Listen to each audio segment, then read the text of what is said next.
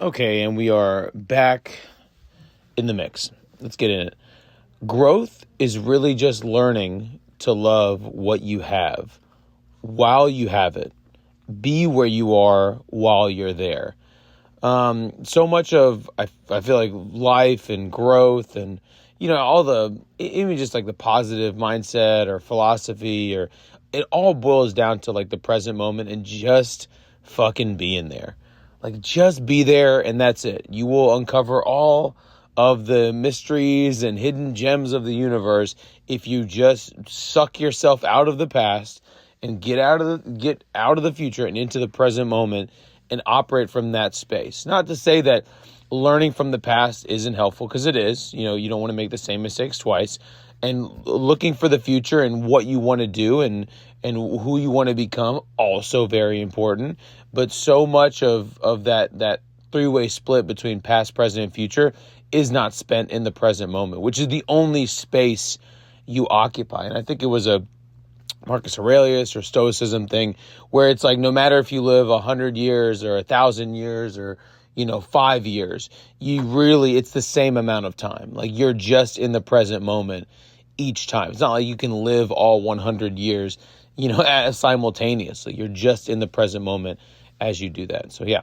Next thought: love takes everything and gives everything back. And I think that's a really good indication of if it is love, whether you're acting out of love or you're thinking it, you're feeling with somebody else, is this love, or labor of love, whatever you want to call it. Like you will give everything to that, but it will also give it right back to you. It's not circumstantial, it's not transactional like so much of the world around us is. But some of the greatest things in the world, I mean, probably the greatest thing in the world, love, isn't that, right? It just gives and it gets unwillingly, nonstop, in like an infinite source.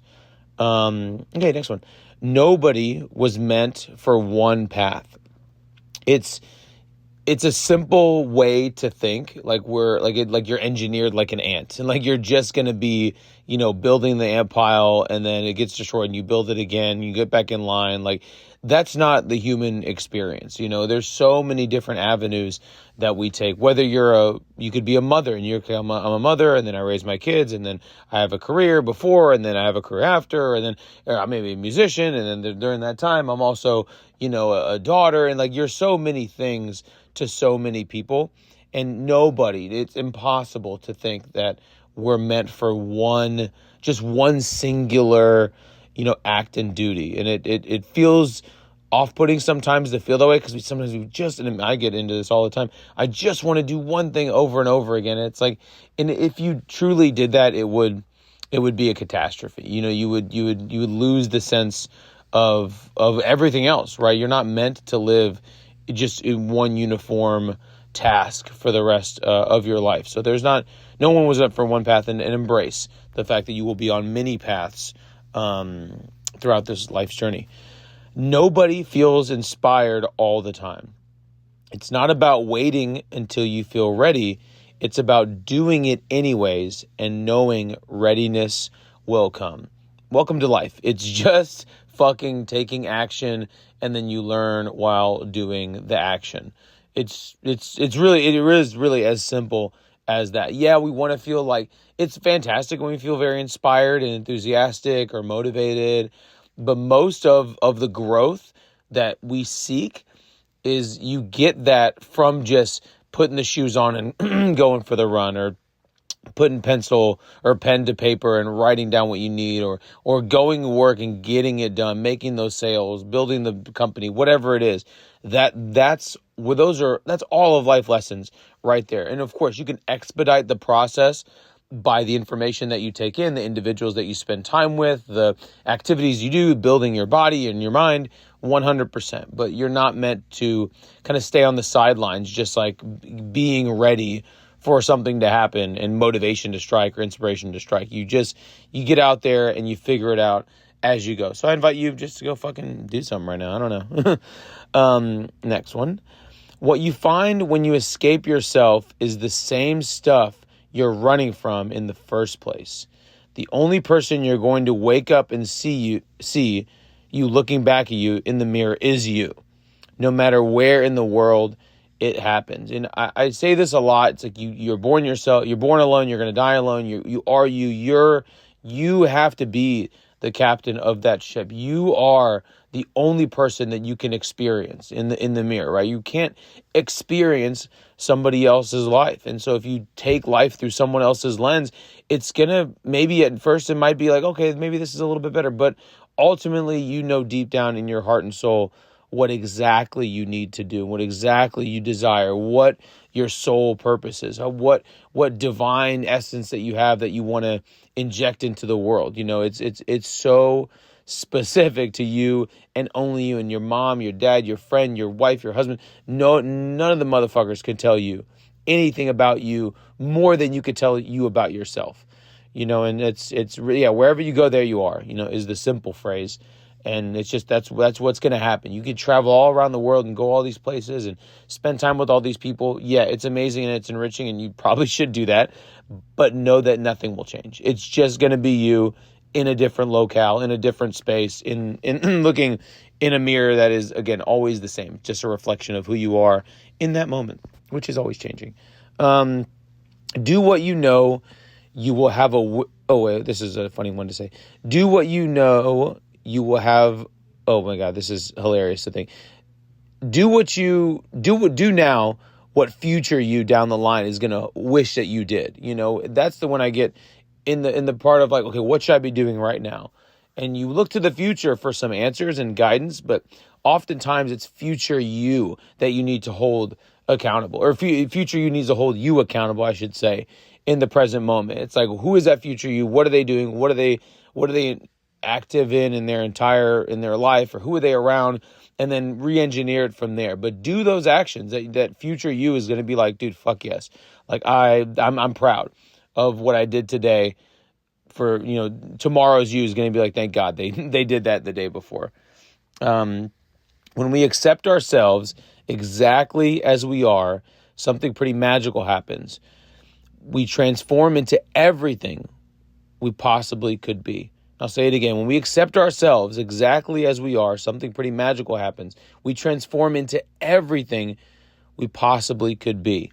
You know, coming from acceptance as an initial step, acceptance and gratitude and those things, it's everything. It allows you to unlock all the potential energy that we have moment to moment. And you will not be able to transform yourself fully if you are not in a complete state, you know, of acceptance and understanding and open, I'd like to say open awareness a lot of the times. And that transformation does come from just like clairvoyance, clear vision, and understanding of, you know, who you are and what you want to become. But it is nice to know that we have to truly accept ourselves, accept the world around us, accept the people, all those things, and then move from that space, not from a place of non-acceptance where you just shun ideas and thoughts and, oh no, this is, and people think now it's like, you're either good or you're bad, right? Or if you don't have my viewpoints, then you're an idiot, you know? Like, no, like everybody has their viewpoints based on who they are, based on their upbringing, based on the information that they take in. So why not just be accepting of that and who they are, and not let that fuck up your programming? It's just programming. Just because somebody else doesn't meet your needs, you know, doesn't mean you have to spaz out and freak out. You can let that be, but not identify yourself with that. Don't let your emotions take you on this roller coaster ride. Accept that for what it is. You know, you got to really, you know, it's sacred. The information that we let in our minds and the food we take in our body and everything like that. So treat it as such. Don't let that shitty interaction or whatever relationship take you down, because it's not doing that. You're allowing that situation to pull you down, not the situation. You're in full control. We cannot hate ourselves into lives we love. When you judge other people, you essentially set up a rule for yourself. If you see a successful person, you grow envious of them and say to yourself, well, they aren't that great. And then boom, you set the standard that you now must achieve more than them to be good enough, right? Because all that judgment is it's such a simple way to think about this is, you know, Wayne Dyer said it. It's like, how do you build the tallest building in the city? It's like the first route is you build the tallest building and you put in the work. The other one is you tear everybody else down. and you're the only building left. And that's all that is. Every time you set that judgment, every time you say some shit or think some shit about someone that has more than you or whatever the fuck the situation could be, you're just setting up a standard that now I have to beat that motherfucker to be better. Like, what the fuck kind of logic is that? To be like, fuck, this motherfucker traveled all the way over there and he's doing that and he lives this life. Like, fuck, he probably doesn't have someone he loves, or he probably doesn't, this and this and that. And now you're like, okay, well, I set up a standard. Now I have to go do all those things times 10. I got to go travel the world 10 times over, and I have to have more things than I thought. It's like, it's such a scheme. The envy and the jealousy only sets yourself up for more suffering. There is nothing good ever comes from those particular thought patterns and emotions. And again, the first line of it, you can't hate yourself into a life that you love. It is quite literally the opposite. You will hate yourself into a life that you hate. People around you projected issues they had with themselves onto you, and then you adopted them as yours. I think of it as programming, because it's like someone had to program, you get a fucking iPhone or a computer or fucking a microwave. It's programmed to operate a certain way. It's not the technology that got to choose that programming. It's the person who was, figuring the ones and zeros, and okay, this app does this and this button's going to do this. Humans are the same. We're just a piece of technology, a really fucking crazy biologically, dependent piece of technology that like fucking shits and eats food and talks shit. But it's nonetheless, a human being is a piece of technology that was in your program by something, whether it's your environment, your family, your friends, the things that you watched. You know that programming is why the way that you are. But when you become fully online and awake and open and aware, you are then able to reprogram yourself the same way you were programmed. And then we'll do one more, and then we'll call it a day on these. Maybe one or two. You're trying to get better in order to prove to someone else that you're worthy of their attention or love. I mean, most of us operate from that type of place early on, because as a child, you seek attention. And what do you do to get attention? Everything you possibly fucking can do. You act out, you do something good, you finish all your veggies, or you're the fastest kid in track, or it doesn't fucking matter. Like, you're just trying to get approval from the world around you. Because there was a point in time when everybody approved who you are. You had unconditional love from your family. Hopefully, some people don't, but you were born with that unconditional love built into you. And then slowly but surely, each passing day, more judgment, more angst, more lack, more envy, all those things are kind of just pushed on you. And then you act from this place of, I'm trying to get better. I got to prove myself to everybody, and I'm proving myself to them so I can prove myself to me. So you don't got to prove shit.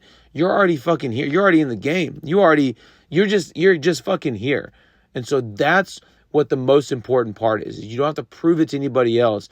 Of course, prove it to yourself, because you want to live up to a life and a standard that, you'd be proud of, right? Future, you'd be like, dude, fuck yeah, that person's amazing. But it's not indicative of anybody else. It's not, you're never going to meet someone else's goals and standards. It's truly impossible to garner any of that. And if you're playing that attention game, you're spending you're burning the candle at both ends, doing absolutely fucking nothing for your soul. Okay, maybe this is the last one. You adopt the behavior that hurt you, so it can no longer be used against you. Right? It's like so simple. You fight fire with fire. Like, someone punches you, you're going to punch them right back. You get made fun of for being this type of way. Like, you're trying to transmute that and send that energy to somebody else, as opposed to, absorbing and understanding that someone, does something to hurt you. It's just really that hurt people. It's the famous phrase. They're just doing that out of their own pain, and they're trying to displace that on somebody else, but you can't. You're just going to cause more pain in the long run. So understanding that you can't, spreading that hurt is not, it's what I said a few lines ago. You can't hate yourself into a life that you love. You can't hate, your way around the world and expect to get love. You're just going to get what you give. And if you give hate and you give hurt, man, you're going to get a fucking hurting, brother. So, yeah. Don't adopt that behavior. Don't adopt that hurtful, hateful behavior. Be above that. understand, what it really is, what it's coming, what it's kind of what it's saying to you, maybe, or what that situation is saying to you, and then move through it. Don't allow it to be poison that sits inside of you and kind of turns you rotten over time. But yeah, that'll just be it for the day. And until I see you next time, cheers, bye.